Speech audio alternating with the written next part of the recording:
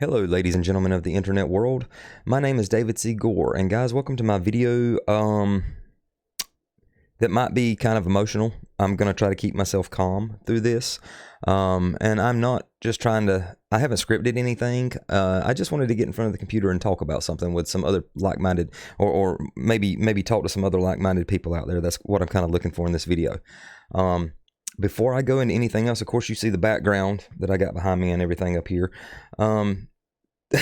I've kind of just got done venting some of my emotions with my wife. Her and I have sat down to well, where do I want to begin with this? I haven't scripted anything. I don't have any notes anywhere written down or typed out on my desk. I don't know what the next thing out of my mouth is going to say. I'm just I'm doing a self-indulgent video here, trying to reach out to other like-minded people. Because right now I don't know any other way to put this. I'm not trying to be part of outrage culture. I'm not trying to blow things out of proportion. I'm just speaking honest to God from the heart. I am sick to my stomach right now. And my soul is hurting, I guess is the only way I know how to put it. As you see around the in the background of the video up here, I've got the wallpaper up for Star Trek Discovery. I'm going to date today's video. I'm not sure how long it's going to take me to get it edited and get it up. Maybe I can get it up when I get done recording it. I don't know, because I don't plan to do much editing to it. I just want to really put my voice out to the cosmos, out to other people out there. Today is July 22nd, 2019. Next week is the 2019 Star Trek Las Vegas convention. Me and my wife have been working our asses off since January to be able to go to this thing. I am a huge Star Trek lover. I've loved it since I was a small child, growing up and watching it with my mother. My thing was TNG, but of course I've gone back. I've watched TOS. I love it. If you can relate to where I'm coming from with this video, you're going to understand a lot of what I say, even if I can't make it, even if I can't enunciate it or exclaim it as well as I want to. But my love for Star Trek goes deeper than I can begin to explain. And my main thing has always been Star Trek TNG. I love it with all my heart. These guys right here, I know everybody knows it, but I'm going to put them on. I got to have them up here somewhere. And I also did this as a little video, or I mean a little image here. This is the thing for Star Trek. In the Las Vegas convention that my wife and I are going to next week. It's going to be our first time ever going to Las Vegas, or my first time. I think she's been once before, but this is like one of my bucket list things, guys. I can't wait to meet people there. I can't wait to experience it, and I'm hoping they'll drop a lot of surprises like they did last year. Patrick Stewart come out and as a surprise. Who knows? I'm so stoked about it. I'm so looking forward to it. And with that said, me and my wife have been working on this, trying to get to this vacation to do this. One of the things on my bucket list since forever. We've been trying to work on this since January, and we're a week away.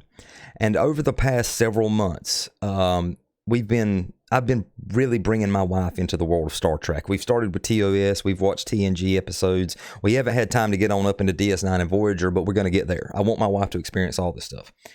But over the past 2 years, this show, let me get TNG off of here because I want no confusion. This show, I have heard nothing but horrible things about it, and I haven't watched it myself. But I can tell you the whole Kelvin timeline, the new J.J. Abrams movies and all those, I absolutely hated them. I hated them. But because they were Star Trek, and I'm such a passionate Star Trek fan, I watched them.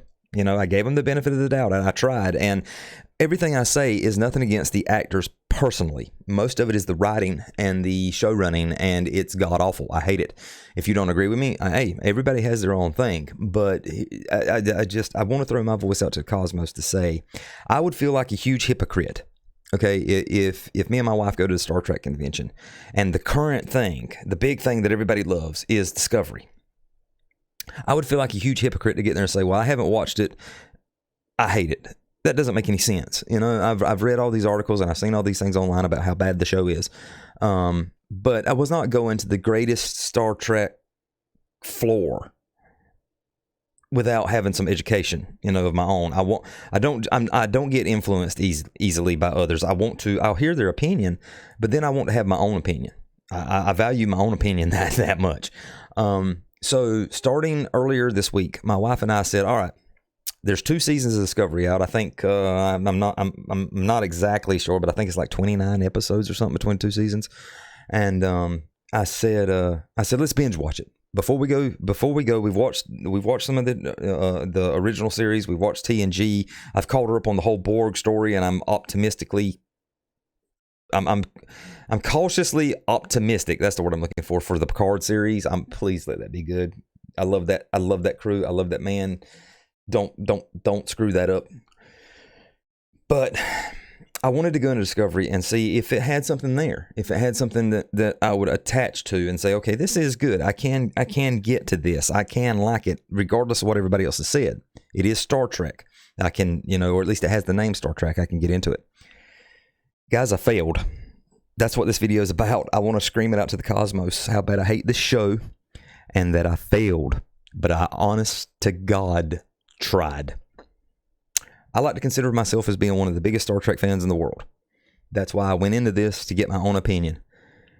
By the end of episode 1, I had already face palmed and put my hands in my face put my face in my hands probably 5 or 6 times. Just going on episode 1, we're talking about, and I'm going to start throwing a whole bunch of things out here now, and just to justify some of the things I thought. And I'll tell you where my breaking point was. I'll tell you how far I got. It ain't far, but it's far enough. I'll get there. I don't know how long this video is going to be. I don't care. I'm not even looking at the timer. Again, self-indulgent video where I just want to talk about how I feel about something and put it out on my channel, out to the cosmos. And if somebody else sees it, if you haven't seen Discovery, or if you haven't seen any of the other shows, go out and get your own opinion about them and stand by your opinion. But everybody gets to voice their stuff on the internet. We live in the age of everybody has a YouTube channel or some kind of voice. I'm putting mine out there so that if I die tomorrow, people know how I feel about this garbage. Again, if you like it, hey, that's you. I'm not attacking you. But the show's garbage. If you don't believe me, if you haven't watched anything, start with the original series, watch all of those. Then watch The Next Generation, watch all of those. Then watch DS9, watch all of those. Then watch Voyager, then watch Enterprise. And granted, the end of Enterprise, I'm not going to spoil anything, but the end of Enterprise, you might love it, you might hate it. I'll just leave it that way. This is garbage. Episode 1 of this, nothing personal to... I'm not sure what I can't pronounce her name. Martin Green is, I believe it's Martin Green. Shaquia. I'm sorry. I'm not trying to butcher the name, but nothing personal to the actress. I think she's not a great actress, but she's not a bad actress either, by no means. I think personally she's doing a good job, but the writing for the character Michael Burnham is god awful. Just use Photoshop or any kind of video editing software, and everywhere Michael Burnham appears, cut her out, and then take Rey from the new Star Wars movies and put her in, and you got the same thing. You've got this Messiah, Savior, better than anything human that everything follows, who takes control of everything on the ship. She's somehow... She was raised by Vulcans. I'll get to that in a minute. She was raised by Vulcans who she uses the Vulcan sleep hold, death grip, whatever free you call it. I'm ranting right now. I can't even think. On her captain and renders her captain unconscious. She mutinies the ship. She single-handedly kills a Klingon.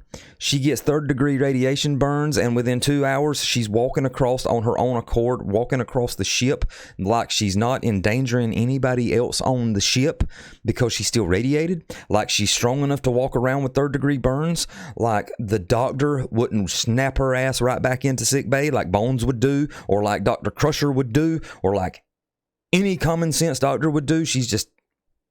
There are so many things in episode 1 that just had my head spinning like, oh my God. I came into it trying my damnedest to like this show. I wanted to like it. It carries the name Star Trek. So I tried.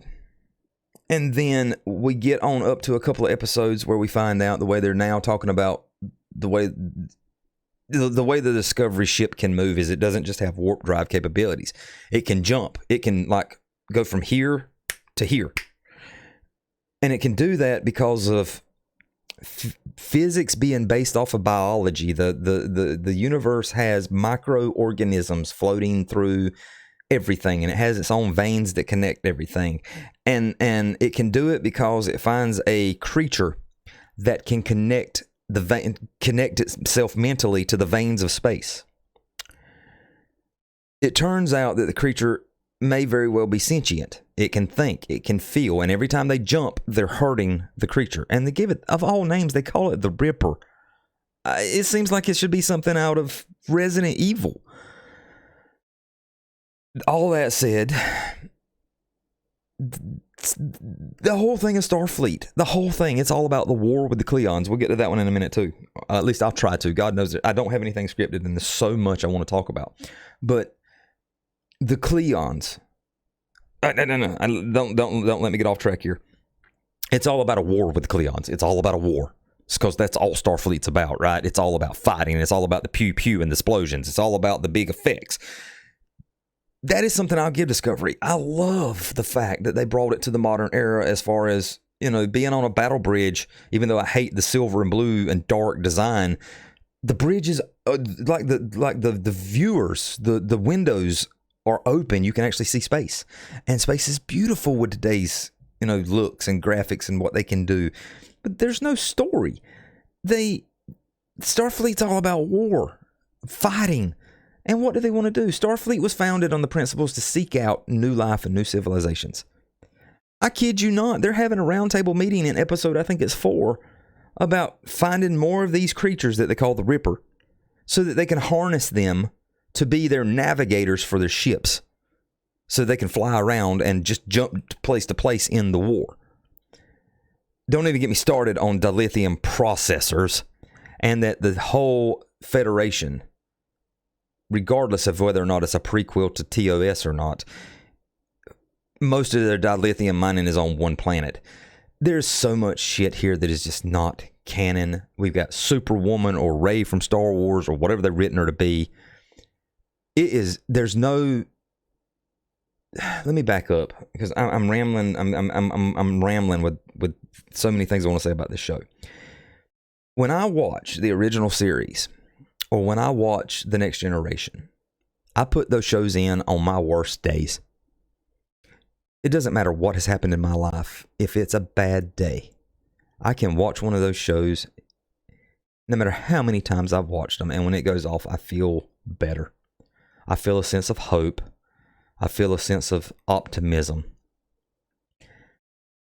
Spoiler alert, I made it to episode 6 in Discovery. And I kept telling myself, everybody says season 2 is going to be better. And I wasn't strong enough to get there. I literally, at the end of episode 5, I counted how many episodes were left in season 1. And when I counted, I think, 16, I think, something like that. Whatever it was, I had like 10 plus, 11 plus episodes to go. And I caught myself literally sighing. I said, because I wanted to, I thought season 2, I've heard that season 2 would make it better. But I couldn't get that far. Everything that Starfleet that I grew up with, the optimism, things I've learned are not in this show. This show uses jargon it doesn't understand. One of the ones that made me come out of my seat was they can't teleport people if they don't have life signs. They've been using the transporter pads for cargo forever. They can beam cargo up and down out of shuttlecrafts and things like that. But now somebody wrote this who has no idea what the hell they're talking about. And then what finally did it for me is it still wasn't the breaking point. Hold on, I'll get there. It might be kind of funny after I mention these 2 things of what finally broke it. And I know I'm rambling, but I don't care. Again, it's a self-indulgent video. I've got so many things I want to bring up. The Klingons, I thought I was going to hate the way they looked. I had seen pictures of them, and I'm like, why did they do the Klingons that way? Turns out when I'm watching the show, I didn't hate it that bad. They are more than just the turtle shell foreheads, but they're still humanoid. I did get incredibly aggravated with every time they opened their mouth. I had to read the dialogue at the bottom, and sometimes you'd have to back it up because it would go away so fast, and I'm a quick reader. And if I stopped to take a look at the makeup effects on the Klingons or in the backgrounds or the environment they were in, I missed what they were saying. Now, I've heard they take that out and clean it up by season 2 and it all goes to English, but I can't make it to season 2. There, just so many times I found myself face palming, or when I would get into the story and think, oh, this might be kind of cool, I'd get snapped right back out of it by something so stupid. And when I bring up these next 2 points, you're going to think, well, geez, that was the breaking point versus the other one. But here's the deal. I said a while ago that I grew up watching Star Trek with my mom. I was born in the 80s. I was a little kid. I was 6 years old when Star Trek started. And we watched it religiously. It was the only night of the week she let me stay up above bedtime because I live on the east coast of the U.S. And here I think it came on at 9 p.m. at night. Lived for it. Loved it. To this day, it's my favorite show ever. And I can't do that kind of thing with my son and Discovery today. The only character that I was really beginning to like was Tilly, the redhead girl. And I know it's not the actress. I think the actress is actually kind of cute and charming. But I had her name in my head. It just evaporated with everything else I got rattling around in there right now. But I know it's just the writing. But when they were working on some things, and I'm not giving anything away, but she literally says, this is so bleeping cool. This is so effing cool. My mouth dropped. And my son had already gone to bed while my wife and I were sitting there watching it, but all I could think of was, I'm glad he's not watching this episode. I know you can't protect your children from everything. I know that the world has changed, and not entirely for the better, over the last 20 years. I know that we live in a culture of outrage now. We live in a culture of despair. You've got, in the U.S., you've got extreme left and extreme right, and neither of them can get along with each other because they're so damn extreme. There's so much in this world right now to despair over. You got suicide bombers. I'm going to get to that. You got suicide bombers. And the world is just in a dark place right now. Why is Star Trek no longer our beacon of hope? Why is it no longer something that we can share with our children? Why has it got to be something that pushes political agendas? Why has it got to be something that ticks all the boxes, that virtue signals and throws things down people's throats? Why has it got to be... Why is it not the beacon of hope that Star Trek is supposed to be? I think that's what I'm going to title my video. Title this video, Why is Star Trek no longer the beacon of hope? All I could think of was, I'm glad I'm not letting my son watch this. And then, just to bring it home a little bit more, after she says, this is so effing cool. Oh, I'm sorry. The chief engineer turns and looks at her and says, no, it's okay. This is effing cool. I had to get up and walk away.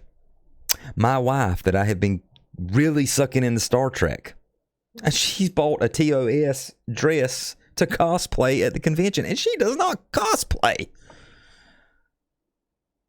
My wife, I looked over at her, and she was looking at her phone. She had to get out of this stupid movie. She was only letting it go because she thought I was watching it. And I was trying. But I got up and had to go get some coffee, and I went to the bathroom, and I just walked away and let it play for a little while. And I was disappointed. I'm not even kidding. I was disappointed when I come back to find that CBS is streaming all access broken bullshit that doesn't work and can't connect to servers properly. I was relieved to find out it was currently on a commercial when I got back. I mean, I was upset it was on a commercial when I got back because I was hoping the runtime of Discovery was going to be taken away while I was gone. Anyway, I sat back down and I continued to go through the episode. And then we got to episode 6. And by the end of episode 5, I was pretty much done. I was pretty much done. I'd already been struggling with so many things.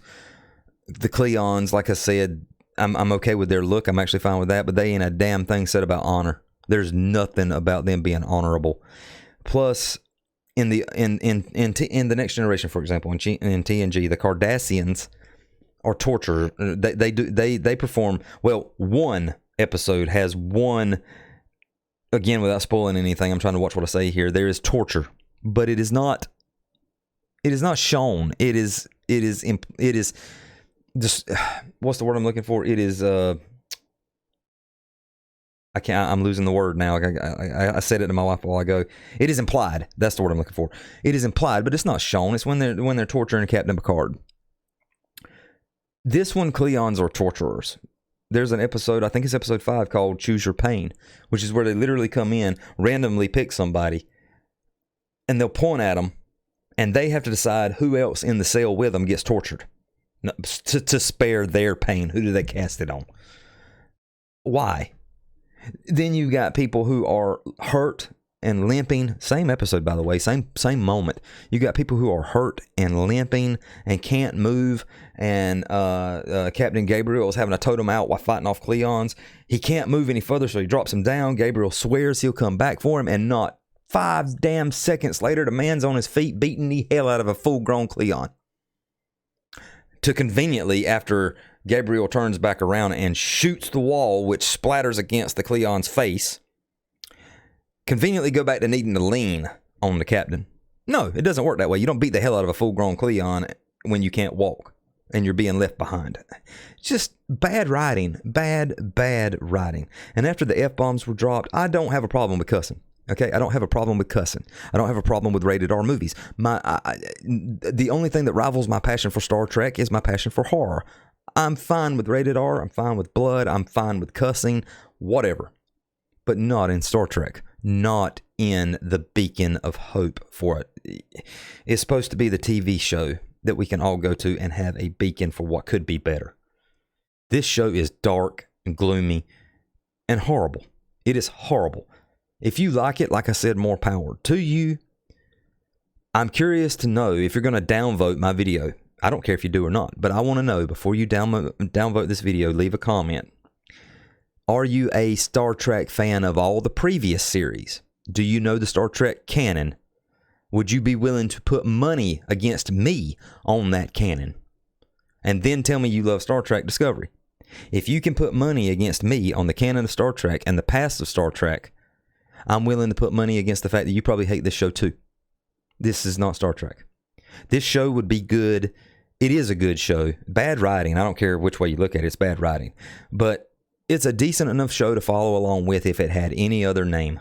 But when I sit down and watch Discovery, I'm looking for positivity. I'm looking for a better future than what the world is becoming. And all that this is a sign of the people who write it are lost in the current times. They have no idea what an optimistic future is. They have their own idealistic future, and any other way is wrong. All right, I've rambled on for quite a while. I'm not even sure how long. I don't care. There's so many other things I want to say, and as soon as I stop the recording, I'm going to think, oh my God, I could have said that, and I could have said this, and I could have argued this point, and I could have argued that point. But again, I gave up. I couldn't make it past episode 6, and here's the funny thing. Here's my breaking point. I couldn't make it past the first 10 minutes of episode 6. Because I was already ready to go in season 5. I was sighing when I counted how many were left. And then what happens? If you know anything about Star Trek and Star Trek canon, the Vulcans made first contact with humans. They saw potential in us. So they made first contact with us. Of course I know all this stuff is fiction, guys. I know it. It's a make-believe story. I know that. And if you're going to come in here with, oh, it's just a story, shut the fuck up and get out. Of course, it's just a story, but it's a story, again, like I've said, that bodes for hope, a better future. It makes you feel good. That's what it's all about. That's what the entertainment value is. You can sit there and watch something that depresses you to death all day long till you give up on the world and you end up blowing your brains out somewhere, or you can watch something that can pick you up on your darkest hour, or in your darkest hour, it can pick you up and make you stand firm, believe in yourself, and fight. That's what all the other series do. This garbage would make you want to kill yourself if you were stuck with it. There is no optimism in this. And if it comes in 20 episodes from now, I can't make it. Because when I watched this, the new Sarek was on a shuttlecraft. In the first 10 minutes of episode 6. There's another Vulcan with him who is nothing more than a damn suicide bomber. Because he's a radicalist who believes that humans are not worth their time and Vulcans are superior. I haven't gone far enough in the story to know if he's a Romulan masquerading as a Vulcan. I don't know and I don't care. But when that was the story, after all the other bullshit I've heard, I put the controller down. I say controller because we use my old PlayStation 4 as our media center. I put the controller down. I turned and looked at my wife and I said, I'm done. I can't do this anymore. Do you want to continue watching this? If you do, I'll keep playing it. She said, I was done 2 episodes ago. My wife, who is getting into Star Trek and sharing this passion that I've had since I was a little boy with me. My wife is, I'm going to give you exactly the words she gave me. And she's right about this. She is easily entertained. She will watch movies that the rest of us, especially the rest of us nerds, my wife likes to think she's a nerd, but she's not. She's really, really hot. She's really gorgeous. She's really intelligent, but she doesn't get into all the geeky stuff that much. I'm working on that. Like I said, I'm pulling her into Star Trek. I pulled her into the horror mania. I'm working on that, but she's one of the hot girls that would look at nerds like geeks. not being mean. I'm just, that's not her. She's getting into this culture with me, and she is so easily entertained. I am not I like the original Star Wars movies, for example. I've never been a Star Wars person. I've always been a Trekkie, but still, I appreciate Star Wars. I enjoy the original 3, A New Hope, The Empire Strikes Back, and The Return of the Jedi. The original three that were made. I think the other 3, which are the first 3 in canon, God, did they screw that story up, are garbage. And I think the remakes of the Force Awakens, I think it's a rehash of A New Hope. I think it's a waste of time. I think the showrunner in that and that Disney did a horrible job. They just cashed in on remaking an old classic with a new, younger generation audience. And then I haven't even taken the time to watch The Last Jedi, because if they're going to disrespect Luke Skywalker that bad to the point where Mark Hamill hates it, nah, I'm not giving it my time. Which, I'm not that passionate about Star Wars. I enjoy it and I like it, but I'm not that passionate about it. So I don't get that gut feeling when they, when they do this, when they did the bad writing in it. I didn't get the same gut feeling I did with Star Trek here. But my wife loves them. She really likes those movies. She's heavily entertained by them. When they come out, she takes my son, or our boys, our sons. She takes them. I say my son because my son is younger. My stepson, her son, is a grown. He's grown now. He's 25. So, but she takes them both. They all love it. They go watch the new Star Wars movies. They have a good time. They're easily entertained. They enjoy watching things that I can't stomach. Because I think I think the people who are behind it don't know what they're doing. With this, my wife looked at me and says, as easily entertained as I am, this is garbage and I can't handle it. And that actually, strangely, I guess, maybe not so strangely, felt really, really good to me. It felt really good to me because it kind of validated that I wasn't hypocritical. I wasn't an ism or an isk or doing something wrong, because I went into this, like I said, hearing all the bad things about it, but saying I'm not going to Star Trek Las Vegas when this is the current thing and the entire cast is going to be there.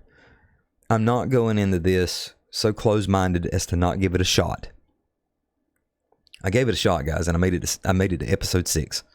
10 minutes into episode 6, and I turned this shit off because I cannot handle this garbage. And I am throwing my opinion out to the cosmos. If you don't like it, I don't care. This is a self-indulgent video that like I said, if I die tomorrow, I want somebody to know how I feel about this show. That's how passionate I am about Star Trek. I love Star Trek, but Star Trek Discovery is garbage. It is garbage, and I'll say it again, it's garbage. If you enjoy it, it's not a personal attack on you. I'm not personally attacking you. My opinion is it's garbage. I hate it. I can't say that enough. The writing is horrible. It's not anything personal to the actors or actresses or the crew. These people are trying to do their jobs, and they're trying to bring a good product. The writing is god-awful. The show running is god-awful, and CBS should be ashamed of itself. So, even more so than CBS, I'm going to end on this note because I could go on about this. This is a 30-minute video. I could go on about this for another hour or more, probably longer. But the only ones in existence that should be more ashamed of this mess than CBS is Paramount. And the head honcho at Paramount, I forget what the hell his name is, but the one who doesn't like Star Trek and he doesn't respect the people enough to at least let Paramount continue with what they had. They sold the rights. And now we get the garbage we do because of legality and capitalism and who owns this and who owns that. And it's why I'm scared to death that when we get Picard, it's not going to be the way it should be. It's going to be this other it's going to be this other shit. And I can't stand to see my greatest hero. And now that we've seen the trailer for the Picard series was released yesterday. They're bringing 7 of 9 back. And when I saw Data return, I don't get chills, guys. I don't get chills up and down my arms. I don't get excited about things like that. Maybe I'm too old. Maybe I'm too cynical, but things don't do that to me. But when I saw the reveal of Data, Brent Spiner being back, and oh my God, I can't wait until next week I get to talk to that man. And I'm going to tell him exactly what I'm saying now. When I saw the reveal of him being back as Data, or B4, or Lore, or whoever he's coming back as, actually, I think Brent confirmed it would be Data. Whether it's on the holodeck or in a dream sequence, or if he's really back, who knows. But when I saw the reveal that Brent Spiner was revising the role of Data, I literally gasped. I got chills all over me, and the hair on the back of my neck stood up. I was that excited. But I am so scared that Alex Kurtzman and the people behind CBS and the ones who run this show are going to destroy my heroes. Can't these people just leave what we love the hell alone? That's all I'm asking. If you cannot at least do it justice, at least know enough about what you're saying to make a decent rendition, leave it alone.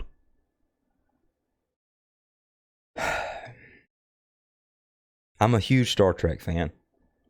And everything I've said tonight, I can't binge watch Discovery, but going forward, because I'm such a fan, and because I'm trying to be so open-minded, and because I'm trying to, honest to God, give it the benefit of the doubt, and because I really do want to like it, I will try to continue to watch episodes. I just can't binge them. When something is so much garbage that I need a break, I'll get up and I'll leave it alone, and I'll get back to it when I do. But I will try to get through it, because I can't stand being able to say I love Star Trek, but then be ignorant about something. I have no idea if season 2 makes it better or not. I haven't made it that far, and I'm not sure if I can. But I just had to voice this. I don't know if anybody will watch this video or not. I just had to put this out there. If you disagree with me, please understand it's not a personal attack on your opinion. If you want to take it that way, that's not how I mean it. But we live in a culture now to where, oh God, you don't agree with me, you're evil. Oh, well. Oh, well. I'm getting too damn old to worry about that kind of shit. But to those who do agree with me, maybe you understand where I'm coming from. And I just, like I said, I had to throw this out there. Guys, if you've watched all this, I know I've been ranting for quite a while, but I had to get this off my chest because it means a lot to me. It means a lot to me what they've done to Star Trek. It breaks my heart. It really does. Maybe this is why I put off watching this for so long, for 2 seasons now, for 2 years. You know, maybe that's why I put it off for so long, because I didn't want to see something I love so much be tarnished so bad. And I knew the movies had tarnished it. I knew the movies were bad. But